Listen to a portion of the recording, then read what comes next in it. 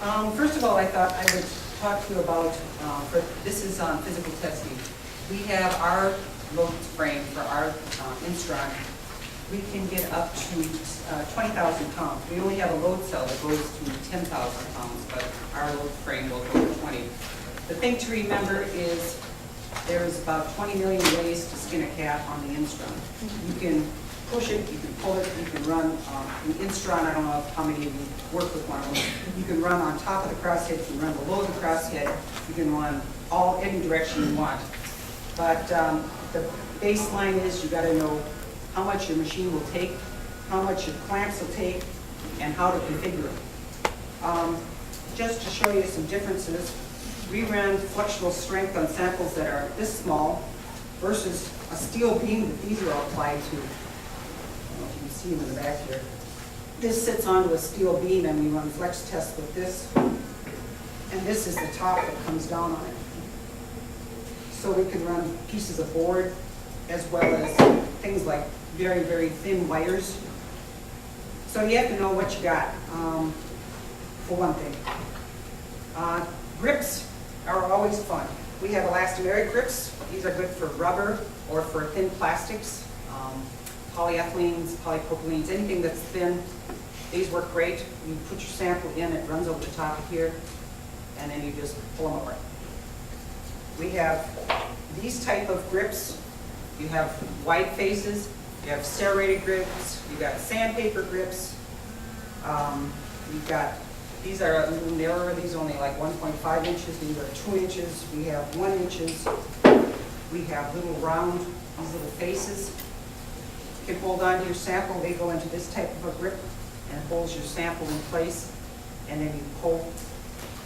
So you have all kinds of considerations. These grips probably go up to maybe 200 pounds. We have grips that go up, these go up to 5 kilonewtons. And these we use for our 10,000 pounds and weigh about 15 pounds a piece. Even inside of these are wedge action grips. We have ones that you can run tubing on. So you can actually have a hole in here for tubing. And then the tube will fit inside of here and pull. We have grips that we use for plastic tubing. These are plastic tubing grips. There's a little pill that goes on the inside of the sample so that the tube doesn't get crushed in here. And then you pull the tube with both of these two on it. We have wire grips. These are larger wire grips. They are in configuration of this nature. You pull it apart. And we have smaller grips for wires. This type of thing. We got peels. You put your sample on here and pull down, it'll pull out a sample. Here's another peel that'll hold your sample at 90 degrees for the whole test. Your sample plot sits in here and then you pull down, it'll pull up whatever way you got it fixed in there. We got load cells from 50 grams to 10,000 pounds. So for the 50 gram load cells, this works great for a grip when you're having something that small. So that's what we have for grips. So then I was going to go through and kind of talk about some of the different measurements for physical testing. I have a question. Sure. We were talking about a wide range there, and I think we alluded to multiple load cells, so you don't use the same load cell for everything. No, we got 50 gram, 2,000 grams both tension and compression, 50 pounds tension compression, 200 pounds, 1,000 pounds, and 10,000 pound load cells. So we have a wide variety. They are very linear. The 1,000 pounds, I would say you could get good numbers at 10 pounds on the 1,000 pound. It is so linear. But it's better to, if you're running in the grams range, naturally you've got to stay in the lower cells. Modulus of elasticity, it's also known as Young's modulus. It's elastic modulus. It's got quite a few different names. So modulus of elasticity is a measure of the stiffness of the material that it only applies in the linear region of the curve. If the specimen, if you take the stress off and you're in the linear region, the sample is not deformed at all. If you get past that portion, it is. Usually, I would say that the sample deforms by 0.06%. it's very rapid. Here's a picture of it. Here's a Young's modulus, and you can see it's this portion of the curve. Right here. Sometimes what happens, these over here are also called modulus, but you should infer that it's a chord modulus, a secant modulus, or a tangent modulus. Sometimes, like with everything else, when you start a rubber sample, you're squishing it in between a couple of grips. I'll just use these two for instance. The pressure that you exert on your sample causes the sample to actually push in on itself. And you get what you call a toe. So instead of being a nice flat curve like this, you get this like a bump before it starts going up. And the only two ways you can get rid of it is to pre-tension the sample or use chord modulus or of something of this nature to try to determine what your modulus is. Some people don't want to put a little pressure on it to get to that point, to straighten it out a little bit. Depends on what you want to do. So this one you could put, if you wanted to start it at 200 psi to 600 psi and get this chord modulus. I've seen secant modulus they use quite often for rubbers because they're soft, and they'll say they want to know what your secant modulus is at 100%. So if you take the sample, you pull it, say you had a 2-inch gauge length, you pull it 2 inches, that's 100%, that's the number they're looking for, that 100% secant modulus on a piece of rubber. And then you also have this tangent.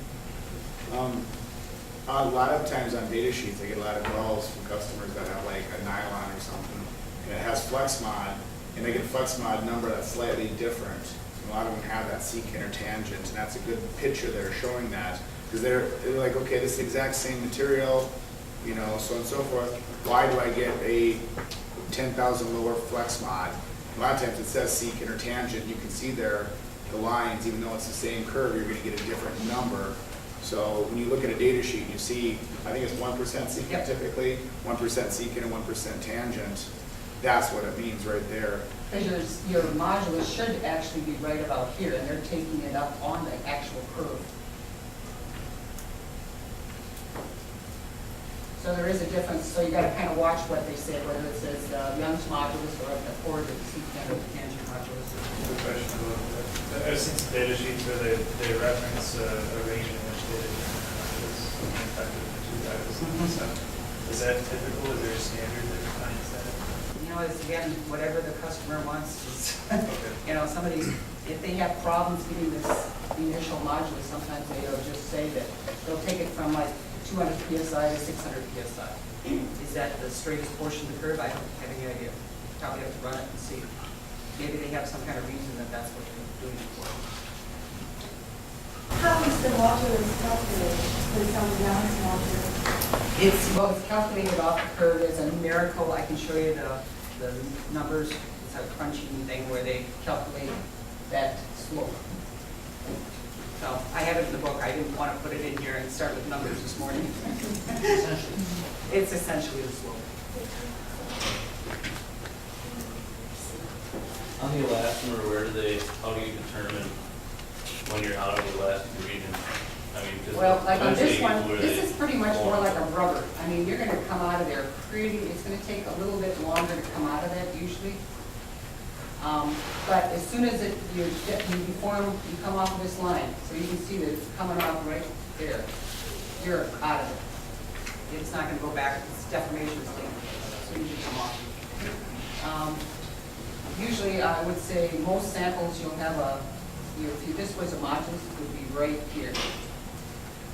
And it's very, very short.